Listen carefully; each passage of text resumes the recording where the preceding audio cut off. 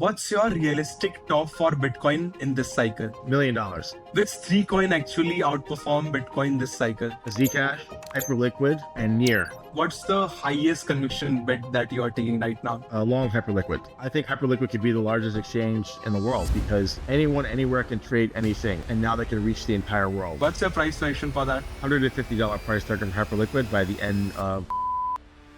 Meet Arthur Hayes, co-founder of BitMEX, one of the biggest crypto trading platforms in the world. From building $1 billion company to now running his family office, Maelstrom. Arthur is known for predicting big market moves early and saying what most people in crypto won't.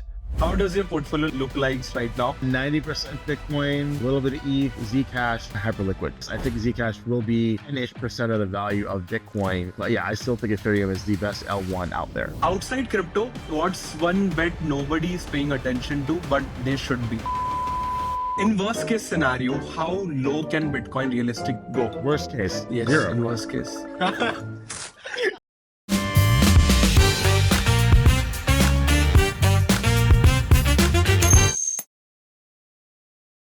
So, Arthur, how are you? Good, how are you?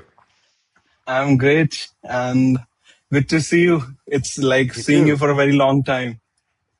So, welcome to the Sujal show. It's big day for us, Arthur. Thanks for having me. And what was the first moment in your life when you make a huge money, and how did that change or shaped your mindset?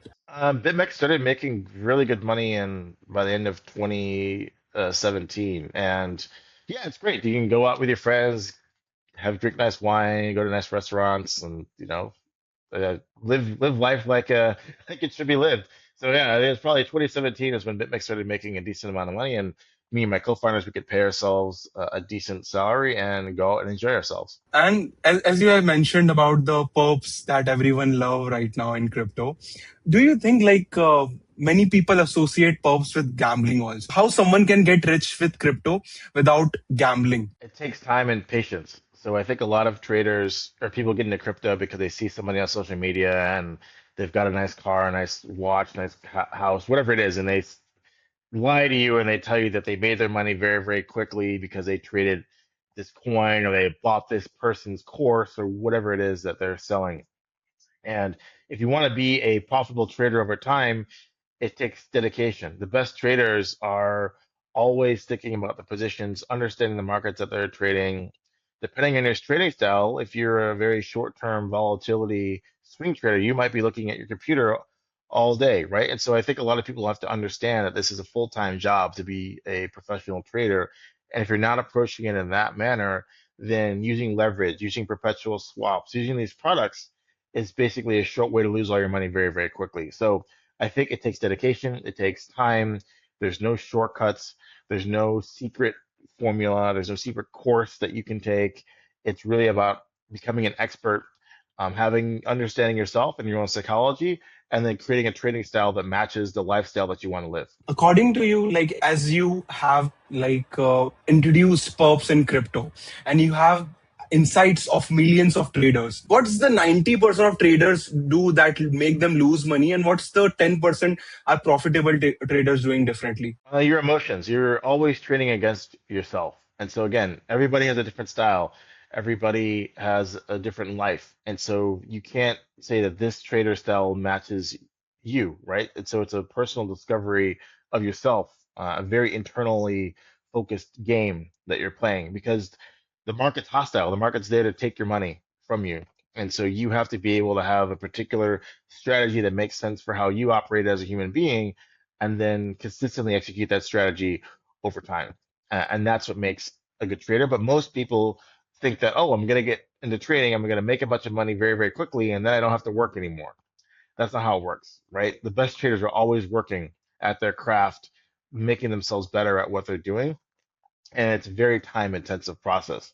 I don't really day trade or trade, if we will, that much anymore because it takes a lot of time. I don't want to stare at my computer all day, right? So I think that people need to understand that the best traders, this is their profession. So if you're not going to make trading your profession, if this is just a hobby or entertainment, then you accept that either one, you're just going to lose your money and you might be okay with that because you're having fun doing it, Or two, choose a different strategy. Maybe you're just a buy and hold investor and you're holding things for months, years at a time, and you're not trying to make a living trading something. This episode is supported by Bitfunded. If you are a serious crypto trader and don't want to risk your own capital, Bitfunded gives you a chance to trade with funded account after completing a challenge, by which you can test your trading skills, follow the rules, and if you qualify, trade with bigger capital. So if you are serious about trading and want to level up, check out Bitfunded. The link is in the description. Are you using AI for your trading? I use AI for research. I don't use AI to place trades for me.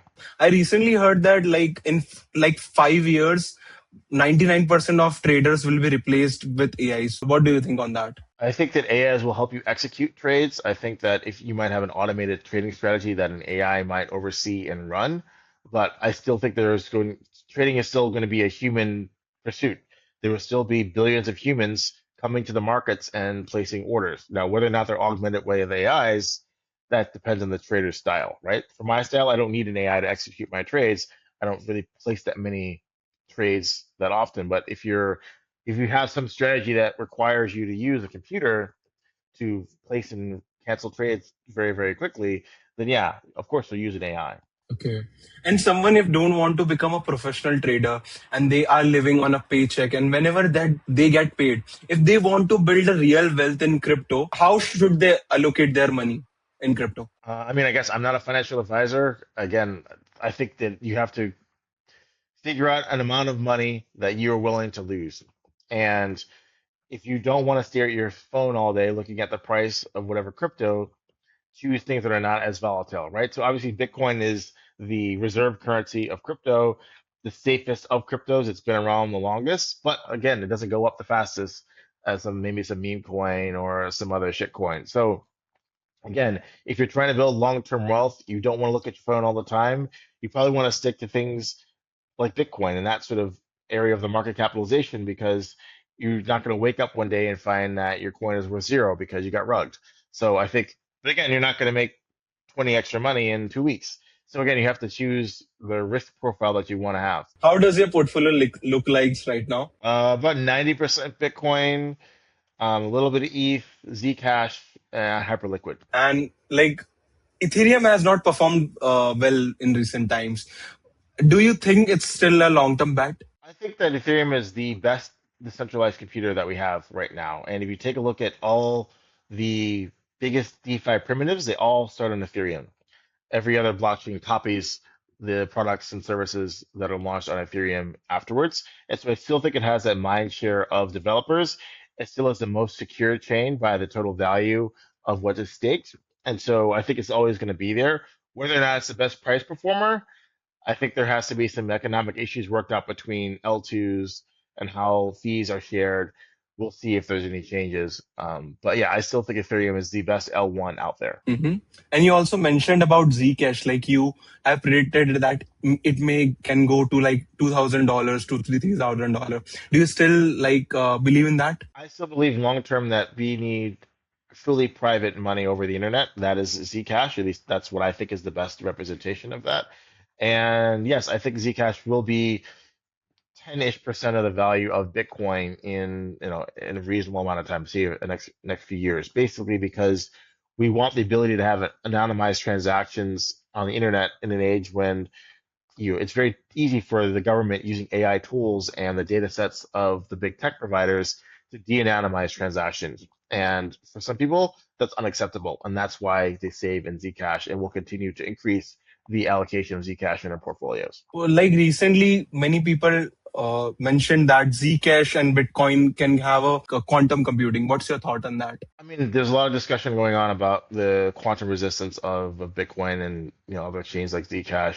We'll see what core developers come up with in Bitcoin in terms of how to protect the coins. I'm not particularly worried about the quantum X state. I think we have a lot of people, very smart people, looking at it.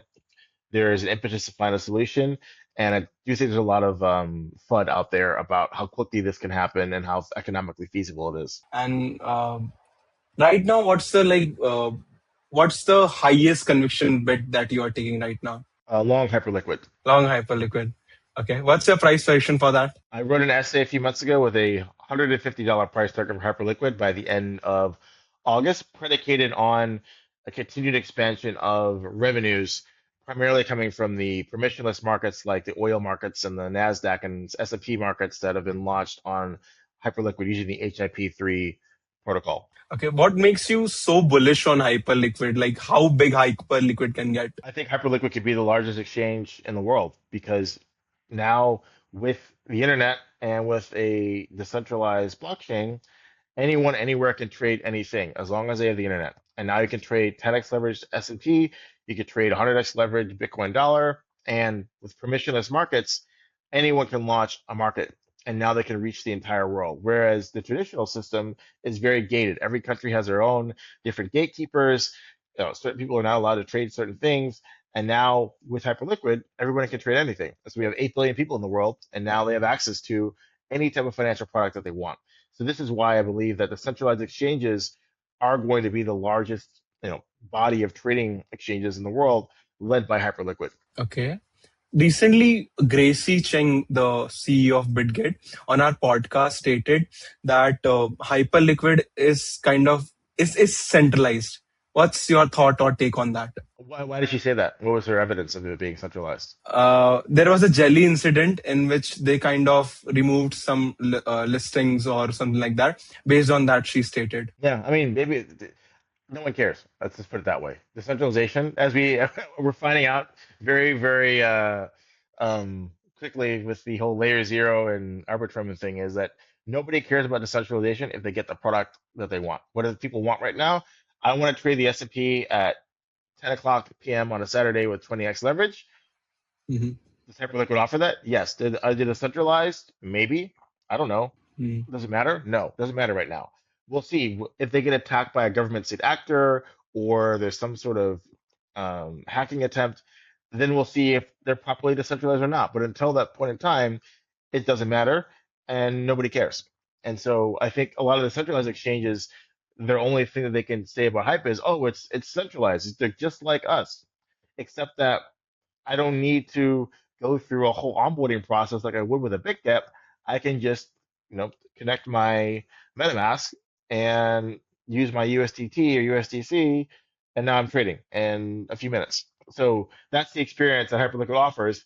When you guys offer the same experience, and we can talk about decentralization or not, but I think it doesn't matter. So, like as you stated, like recently Arbitrum hack, like $70 million have been frozen by them.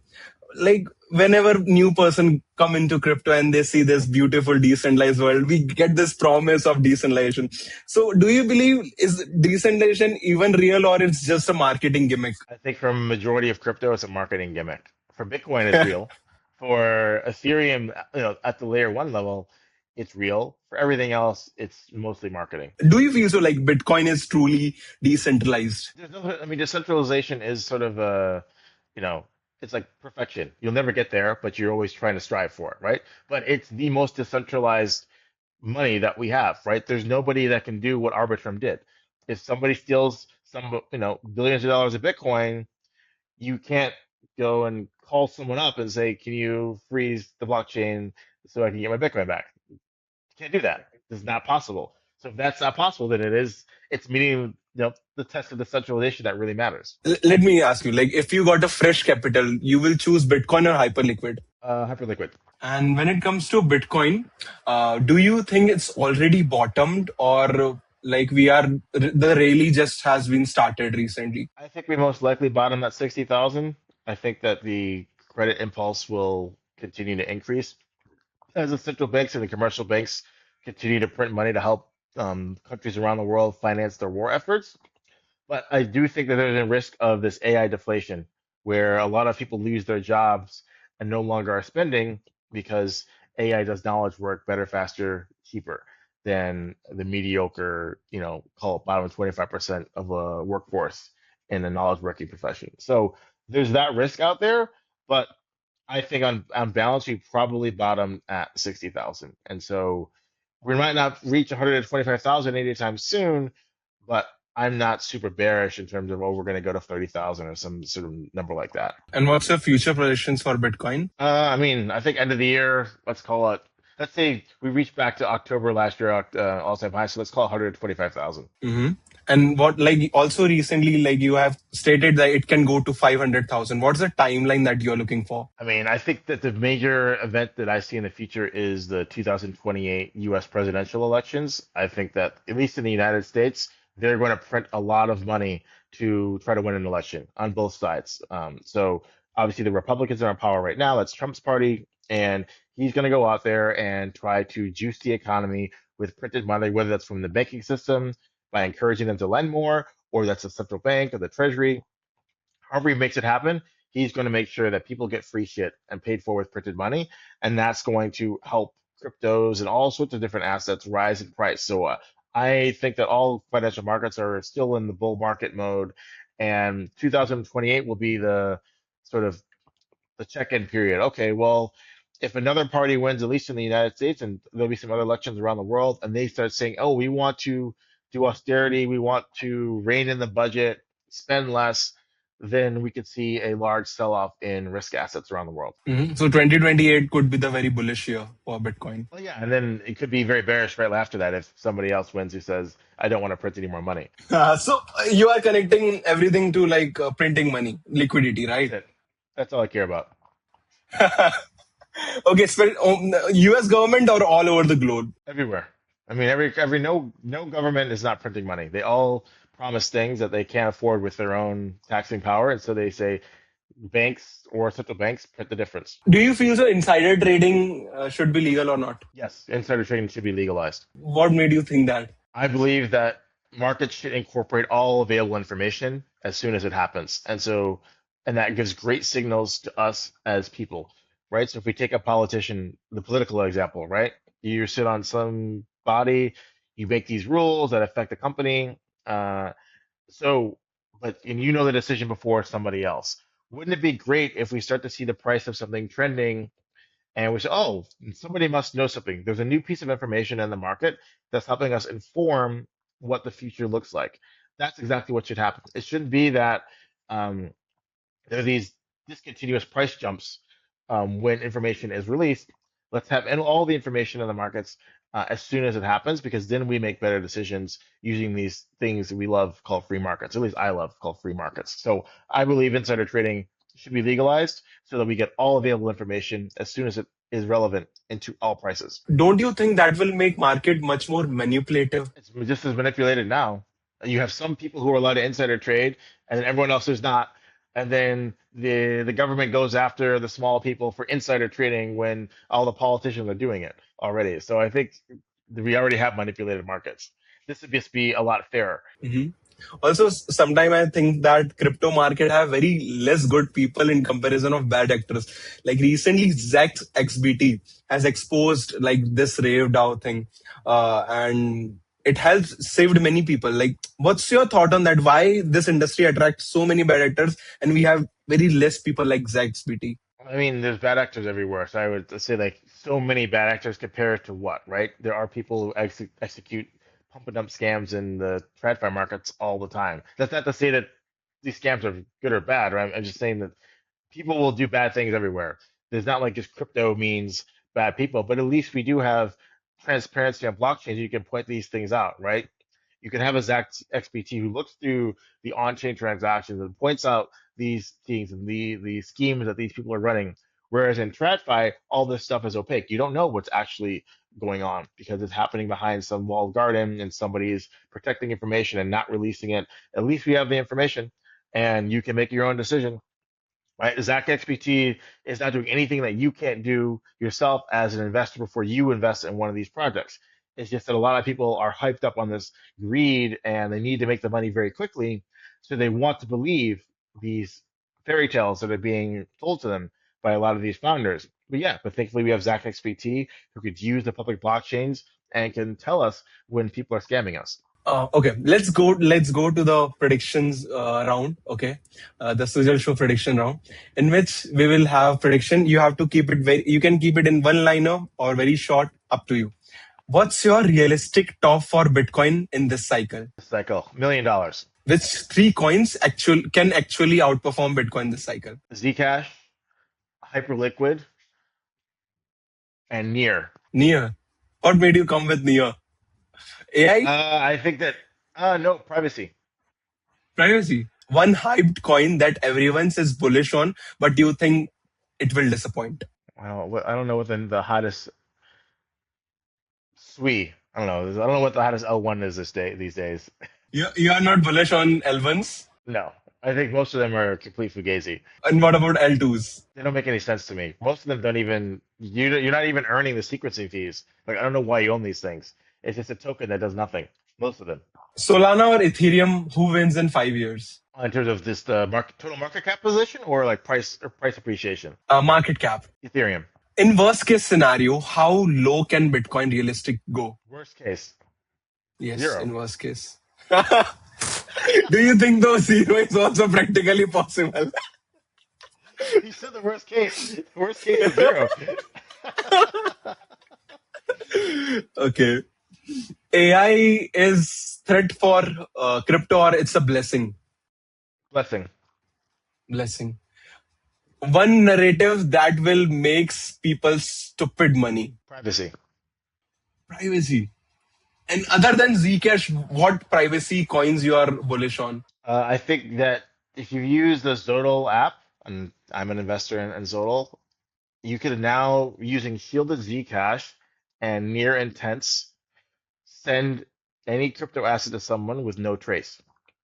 That is amazing. So I could swap shielded Zcash using near intents into, say, USDT on Tron and send you that, and you don't know it came from me.